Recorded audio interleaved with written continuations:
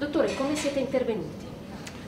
Siamo intervenuti in anestesia generale nella sala della chirurgia pediatrica per estrarre molti frammenti di mandorla dai bronchi e dal polmone di un bambino di 18 mesi.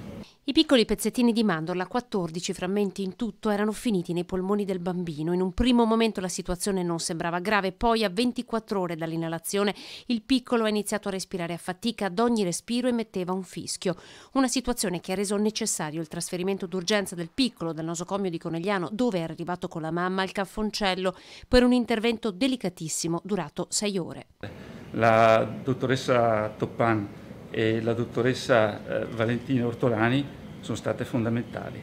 Come sempre l'anestesista in questi casi è fondamentale il suo apporto, perché dobbiamo respirare e dobbiamo lavorare sulle vie aeree, quindi c'è quasi una competizione fra anestesista e otorinolaringoiatra. Nell'equipe medica che ha portato a termine il delicato intervento sotto la guida del dottor Massimo Sonego, oltre alle anestesiste anche la dottoressa Monica Mantovani e il dottor Marco Stellin e un'equipe infermieristica polispecialistica. Perché un bambino di pochi mesi come questi ha delle vie aeree estremamente sottili e quindi lavorarci dentro è molto difficile. Tra l'altro bisogna usare spesso della strumentazione anche traumatica, ecco perché l'intervento è molto pericoloso, ecco perché queste situazioni vanno assolutamente evitate. Alle spalle del dottor Sonego i pannelli con centinaia di frammenti, oggetti ingeriti o inalati estratti da adulti o bambini, quello che non dovrebbe mai accadere, non solo cose, a tradire molti genitori possono anche essere cibi di uso comune. Mandorle,